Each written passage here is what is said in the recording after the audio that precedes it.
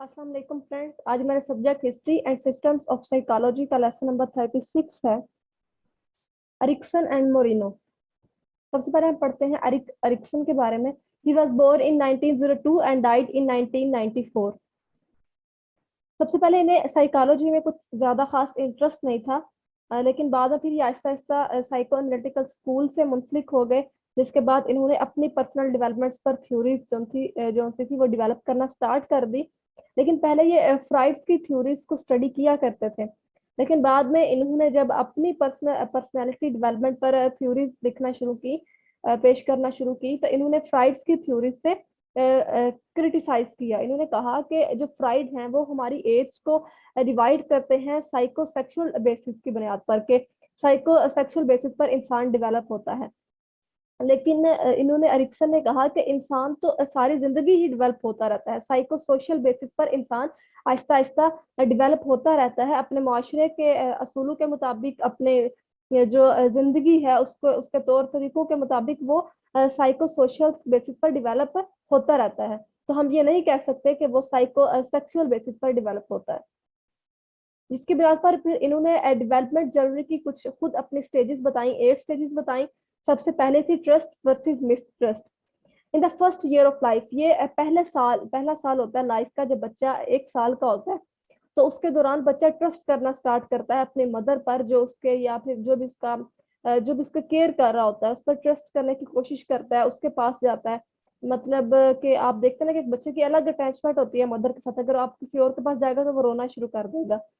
तो अगर उसका ट्रस्ट सक्सेसफुली डेवलप हो जाए, तो वो बच्चा कॉन्फिडेंस जो सा गेन करता है और खुद को सिक्योर फील करता है वर्ल्ड में। और फिर अगर कोई थ्रेटेंड कंडीशन आती भी है तो बच्चा खुद को सिक्योर फील ही करता है।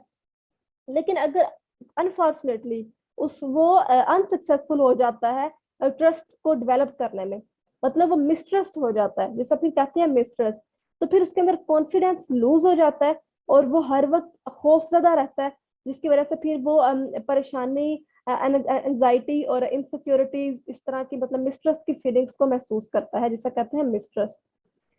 बच्चा अनसक्सेसफुल कैसे होता है कि हम बाज का हर बच्चे की अपनी ही स्टोरी होती है चाइल्डहुड की।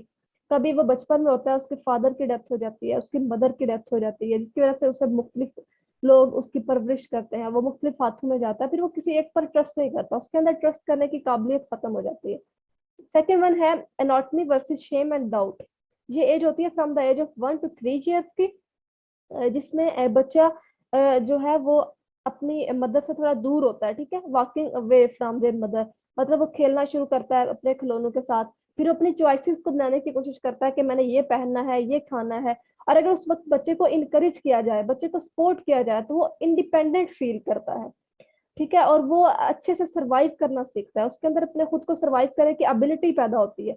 लेकिन अगर बच्चे को हर बात पर रोक टोक की जाए, उसे क्रिटिसाइज किया जाए, उस पर ओवर कंट्रोल किया जाए, उसको वो अपॉर्चुनिटीज ना दी जाए जो वो हासिल करना चाहता है, तो वो फिर बहुत ही शेम और डाउटफुल फील करता है।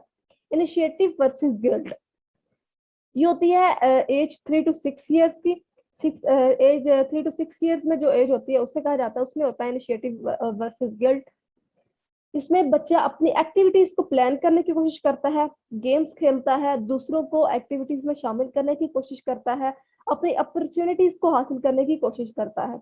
और अगर इसमें बच्चे को लीड किया जाए तो वो अपने फैसले खुद लेने का अपने आप को इस काबिल बनाता है कि अपने फैसले खुद कर सके।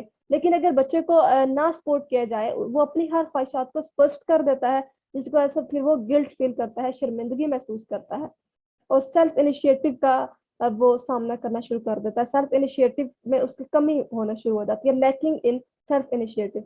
उसके बाद जो फोर्थ है वह इंडस्ट्री वर्सेस इंफीरियरिटी। ये फ्रॉम 6 year टू पबरिटी में होता है, मतलब 6 year से लेकर 11th year तक होता है ये पीरियड, जिसमें बच्चा अपना नाम बनाने की कोशिश करता है, अपना मतलब अपना उसकी एक इज्जत हो, अपना उसका एक नाम हो, जिससे वो गुड फील करे, फीलिंग्स गुड वो महसूस कर सके बच्चे की। और फिर इसमें चाइल्ड डेवलपमेंट में इस पीरियड के दौरान टीचर्स की और पेरेंट्स का बहुत अहम रोल होता है। अगर टीचर्स बच्चे को इनकरेज करते हैं, पेरेंट्स बच्चे को इनकरेज करते हैं, तो बच्चा ये फील करता है कि उसके अंदर बहुत कॉन्फिडेंस है और अपने गोल्स को अचीव कर सकता है। لیکن اگر وہی ٹیچر بچے کو انکریج نہ کریں، پیرنٹس بچے کو ریسٹرکٹ کرتے رہے ہر بات پہ، تو بچہ یہ فیل کرتا ہے، وہ اپنی قابلیت پر شک کرنا شروع کر دیتا ہے اور وہ اپنا پوٹینشیل حاصل نہیں کر سکتا۔ ففتھ ہے آئیڈینٹی ورسز رول کنفیوژن۔ اس یہ ہمارے پاس اوڈولسن کا پیریڈ ہوتا ہے جس میں بچہ اپنے کیریئر کو چوز کرتا ہے، ریلیشن شپس بنانے کی کوشش کرتا ہے، فیملی کے ساتھ اچھا ریلیشن رکھنے کی کوشش کرتا ہے، اور اگر وہ اپنی پہچان بناتا ہے کہ ہو دے آر، وہ کون ہے، وہ کیا بننا چاہتا ہے، اور اگر اس میں اس سے سپورٹ کیا جائے، اور اس کے جو ہم پیچھے پڑھ کے آئے ہیں کہ اس کے اندر اگر اس بات کی قابلیت ہو کہ اپنے گولز اچیو کر سکے، اسے ٹیچرز نے انکریج کیا ہو، اسے پیرنٹس نے لیڈ کیا ہو، پیرنٹس نے اسے انکریج کیا، اسے سپورٹ کیا ہو، تو وہ یہ سب کچھ کر لیتا ہے، اپنی آئیڈینٹی بنا لیتا ہے، ورنہ وہ رول آف کنفیوژن کا شکار ہو جاتا ہے۔ انٹیمیسی ورسز آئسولیشن، یہ ہمارا 6 پیریڈ ہے۔ اس میں اب بچہ تو نہیں کہہ سکتے، یہ ایک ینگ ایج ہوتی ہے، ایڈلٹ، جس میں انسان اپنے ریلیشن شپ کو مزید اسٹرانگ کرتا ہے، مطلب اپنی شادی کے بارے میں سوچتا ہے، اپنے لائف پارٹنر کے بارے میں فیصلے کرتا ہے، خود کو سیف اور سیکیور کرنے کی کوشش کرتا ہے، اور اگر اسے یہ سب کچھ نہیں دیا جاتا، اس کو ریلیشن شپس اچھے نہیں ملتے، اسے کسی سے دھوکا ملتا ہے، اس کو فیملی سپورٹ نہیں کرتی، تو وہ لونلی لیس اور ڈپریشن کا شکار ہو جاتا ہے، جسے کہتے ہیں آئسولیشن۔ پھر ہوتا ہے جنریٹیوٹی ورسز سیلف ابزارپشن۔ یہ ایک مڈل اڈلٹہڈ کا پیریڈ ہوتا ہے جس میں انسان اپنی ریلیشن شپ کو مزید سیٹل ڈاؤن کرتا ہے، اپنے کیریئر کو اسٹیبلش کرتا ہے، اپنی آنے والی نسلوں کے بارے میں سوچتا ہے، اپنے بچوں کے بارے میں سوچتا ہے، اپنی ایکٹیویٹیز اور اپنی آرگنائزیشن میں بہتر کام کرنے کی کوشش کرتا ہے، اور اگر وہ یہ سب کچھ حاصل کر لیتا ہے، اپنا ایک اچھا اسٹیٹس ڈیولپ کر لے گا، تو اس کی جنریٹیوٹی ہوگی، اور اگر وہ ان سب میں ناکام ہو جاتا ہے تو وہ ایک فیل ان پروڈکٹیو فیل کرتا ہے، جسے سیلف ابزارپشن کہا جاتا ہے۔ آگے ہمارے پاس لاسٹ جو ہمارا اسٹیج ہے وہ ہوتا ہے انٹیگریٹی ورسز ڈسپیئر۔ اس میں ایک انسان بڑھاپے کی طرف جانا شروع ہو جاتا ہے، وہ ایک سینئر سٹیزن بن جاتا ہے، ایک ریٹائرڈ پرسن بن جاتا ہے، کہ وہ اب اس کے پاس کرنے کے لیے کچھ نہیں ہوتا، وہ اپنی جو بھی لائف گزار آیا ہے وہ اس کو امپروو نہیں کر سکتا، اسے اسی لائف میں جینا پڑتا ہے۔ پھر جب وہ اپنے سامنے سکسیسفل لوگوں کو دیکھتا ہے تو پھر وہ ان پروڈکٹیو فیل کرتا ہے، اسے گلٹی ہوتی ہے، وہ شرمندہ ہوتا ہے کہ میں نے اپنی زندگی کے مقصد حاصل نہیں کیے، جس کی وجہ سے پھر وہ ڈپریشن اور ہوپ لیسنس کا شکار ہو جاتا ہے۔ پھر آگے ہوتا ہے کہ جو فرسٹ 4 اسٹیجز ہیں یہ ریلیٹ کرتی ہیں child of the development of the child. میں نے پہلے بھی کہا کہ بچہ یہ آہستہ آہستہ جب 4 اسٹیج کے بعد بچہ اڈلٹ ہوتا ہے، اور اس کے بعد پھر اس کی اگلے زندگی شروع ہو جاتی ہے، اس کی ایج زیادہ ہو جاتی ہے، تو وہی ہوتا ہے کہ جو فرسٹ 4 اسٹیجز ہیں وہ ڈیولپمنٹ آف دا چائلڈ ہوتی ہیں، اور جو لاسٹ 4 اسٹیجز ہیں ڈیولپمنٹ آف دا ایڈلٹ ہوتی ہیں۔ اس کے بعد اریکسن بلیو کرتے ہیں کہ جو جتنی بھی اسٹیجز ہیں ان سب سے جب انسان گزرتا ہے تو وہ اپنے آپ کو ایک نئے نظریے سے دیکھتا ہے، ایک مختلف طریقے سے خود کو سمجھتا ہے۔ نیکسٹ ہے J L Moreno. He was born in 1889 and died on 1974۔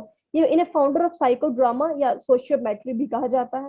یہ بہت ہی امپورٹنٹ ایم سی کیوز ہے، اور اس کے بعد یہ انسپائرڈ تھے فرائڈ سے، لیکن بعد میں انہوں نے ان کی تھیوری سے کرٹیسائز کیا۔ انہوں نے کہا کہ فرائڈ نے صرف انڈیویجول لائف کو ڈسکس کیا ہے، انہوں نے ریلیشن شپس کو، فیملیز کو اگنور کیا ہے۔ اور پھر انہوں نے کہا، کیا نام ہے ان کا، مورینو کا یہ ماننا تھا کہ جو بھی مینٹل ڈیزیز ہوتی ہے وہ اسپونٹینٹی، لیک آف اسپونٹینٹی کی وجہ سے ہوتی ہے، مطلب جو اسپونٹینیسلی رسپونس ہوتا ہے نا، جو ہم کسی کو فوراً جواب دیتے ہیں، ان کے اندر وہ صلاحیت نہیں ہوتی، اسے کہتے ہیں مینٹل ڈیزیز۔ اور پھر انہوں نے کہا کہ مینس کی جو مین سوشل اور فیملیل ریلیشن شپ کے جو ریفلیکشنز ہوتے ہیں اس کی بنا پر مینٹل ڈیزیز کا شکار ہوتا ہے انسان، جس کی وجہ سے انہوں نے کہا کہ اگر انسان کو اسپونٹینیسلی اس کی اپرچونیٹیز دے دی جائیں تو وہ مینٹل ڈیزیز سے ریکور کر سکتا ہے۔ نیکسٹ جو انہوں نے تھیوری، جو انہوں نے ٹیکنیک ڈیولپ کی تھی وہ تھی سائیکو ڈراما۔ سائیکو ڈراما میں کیا تھا کہ وہ جو ایک پیشنٹ ہے وہ اسے کہتے تھے کہ تم اسٹیج پہ جا کے اپنا رول ایکٹ کرو جو تمہارے اندر ہے، اور اس کے سامنے وہ کچھ کریکٹرز بنا دیتے تھے، اس کے اگر وہ فیملی کی وجہ سے ڈسٹرب ہوتا تھا تو اس کے مدر، اس کے فادر کا کوئی کریکٹر رول پلے کرتا تھا، تو پھر وہ ان کے سامنے اسے کہا جاتا تھا کہ تم ایکٹ کرو جو تمہارے مائنڈ کے اندر ہے تم کرو، پھر اس کے ذریعے وہ اس کی بیماری کو نوٹس کرتے تھے۔ تو اس میں کون کون سی چیزیں استعمال ہوتی تھی؟ اسٹیج، جو کہ ہم کہتے ہیں کہ جس پہ انالیسس کو ہم پرفارم کرتے ہیں، ڈائریکٹر جو کہ ایک سائیکیٹرسٹ ہوتا تھا لیکن ڈائریکٹر کا رول پلے کرتا تھا، پروٹاگونسٹ جو ایک ہیرو ہوتا ہے، مطلب جو ایک سینٹرل کریکٹر ہوتا ہے جس میں ہمارے یہاں پر پیشنٹ ہے، آڈینس جو کہ وٹنس ہوتے ہیں ڈرامہ کے، جو ڈرامہ کو دیکھ رہے ہوتے ہیں، رول پلئنگ جو مختلف کریکٹرز اپنے رول پلے کر رہے ہوتے ہیں، رول ریورسل ہوتا ہے کہ آپ एक शूट में एक रोल करते हैं, लेकिन नेक्स्ट में आप अपना रोल चेंज कर लेते हैं, आपको रोल एक्सचेंज करना पड़ता है। ठीक है, फिर उन्होंने साइको ड्रामा से ये प्रोसेस, इस टेक्निक से ये वो किया, उन्हें मालूम हुआ कि इससे क्रिएटिविटी इंक्रीज होती है, और क्रिएटिविटी इंक्रीज होने से स्पॉन्टेनियसली जो है, जो स्पॉन्टेनियस इंसान के अंदर होता है वो इंक्रीज होता है, जो कि लीड करता है मेंटल हेल्थ की तरफ। उसके बाद इनमें एक टर्म थी सोशियोमेट्री। इसमें क्या होता है कि वो ग्रुप फिनोमिना को मैयस करने की टेक्निक को सोशियोमेट्री बोलते हैं, कि ग्रुप फिनोमिना में आप स्टडी करते हैं, इसमें आप स्टडी करते हैं ग्रुप में इंडिविजुअल पर्सन को, कि इंडिविजुअल पर्सन का क्या बिहेवियर है, फिर आप देखते हैं कि पूरे ग्रुप का क्या बिहेवियर है। और सोशियोमेट्री में बहुत से प्रोफाउंड इफेक्ट्स मिले जो कि मॉडर्न सब्जेक्ट में पाए जाते थे, ऑर्गेनाइजेशनल बिहेवियर में और ह्यूमन रिसोर्स मैनेजमेंट में। तो ये हमारा आज का लेक्चर था, और नेक्स्ट लेक्चर है हमारा ह्यूमनिस्टिक साइकोलॉजी के बारे में, ये भी इसी के साथ कर लेते हैं हम। ह्यूमनिस्टिक साइकोलॉजी क्या होता है? ह्यूमनिस्टिक साइकोलॉजी होता है कि वो ब्रांच ऑफ द साइकोलॉजी जो डेवलप होती है बिहेवियरिज्म से, ठीक है। और इन्होंने ह्यूमनिस्टिक साइकोलॉजिस्ट जो थे, इन्होंने एतराज किया था बिहेवियरिस्ट पे। इन्होंने कहा कि आपने इंसान के रियल ह्यूमनिस्टिक व्यू को इग्नोर कर दिया है, कि इंसान की कुछ अपनी जरूरियात होती हैं, एस्पिरेशंस होती हैं, होप्स, फियर्स होते हैं, आपने उन पर बात नहीं की, आपने सिर्फ बिहेवियर पर बात की है। तो इन्होंने फिर कुछ ह्यूमनिस्टिक साइकोलॉजिस्ट के बारे में आगे मुझे बताया गया है। जो सबसे पहले थे वो थे Abraham Maslow. He was born in 1908 and died in 1970। और फिर इन्होंने ह्यूमन नीड्स के बारे में बात की थी, जो कुछ नीचे बताई गई है। साइकोलॉजिकल नीड्स जो होती हैं, इंसान की फूड, वाटर, एयर और स्लीप की जरूरत होती है इंसान को। सेफ्टी नीड्स, इंसान को अपने आप को सिक्योर और सेफ करने की जरूरत होती है, उसे स्ट्रक्चर की, ऑर्डर, सिक्योरिटी, प्रेडिक्टेबिलिटी की जरूरत होती है। नीड फॉर बिलोंगिंग्स, इंसान को अपने रिश्तों की, मोहब्बत की जरूरत होती है, जिसमें उसके दोस्त, उसका अच्छा रिलेशनशिप, उसकी सपोर्टिव फैमिली की जरूरत होती है। एस्टीम नीड्स, इंसान को अपने एक वकार की, अपने स्टेटस की, अपनी इज्जत की, कॉन्फिडेंस की जरूरत होती है। नीड फॉर सेल्फ एक्चुअलाइजेशन, इंसान को अपना पोटेंशियल, ट्रू पोटेंशियल अचीव करने की जरूरत होती है, अपना मकसद हासिल करने की जरूरत होती है। आगे कार्ल रोजर्स के बारे में बताया है। He was born in 1902, died in 1987। इन्होंने PhD कंप्लीट की 1931 में, और 1942 में उन्होंने बुक लिखी थी काउंसलिंग एंड साइकोथेरेपी, और 1951 में उन्होंने अपना काम करना स्टार्ट किया था।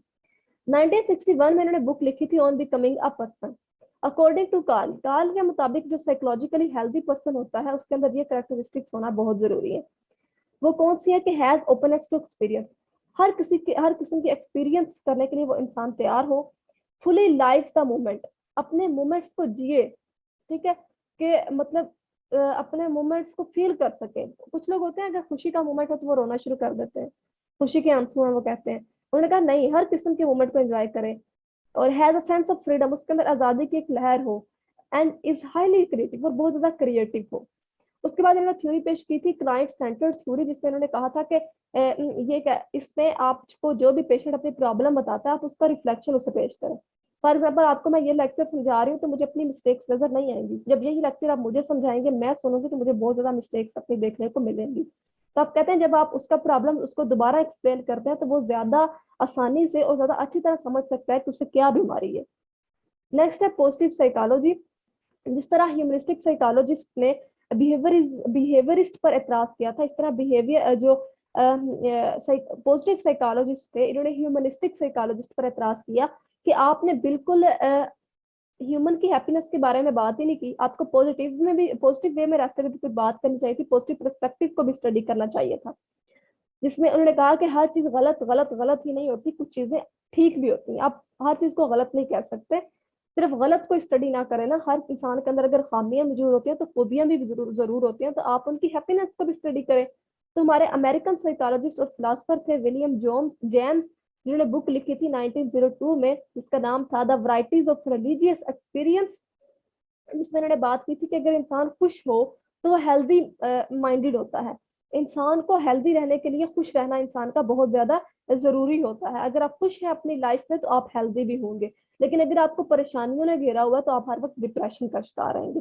तो ये हमारे लेक्चर्स थे, लेसन नंबर 36 और 37, जो मैंने आपको समझाने की अपनी पूरी कोशिश की, और मुझे उम्मीद है आप लोगों को समझ आएंगे लेक्चर्स। मिलते हैं इंशाल्लाह नेक्स्ट लेक्चर्स में। खुदा हाफिज़।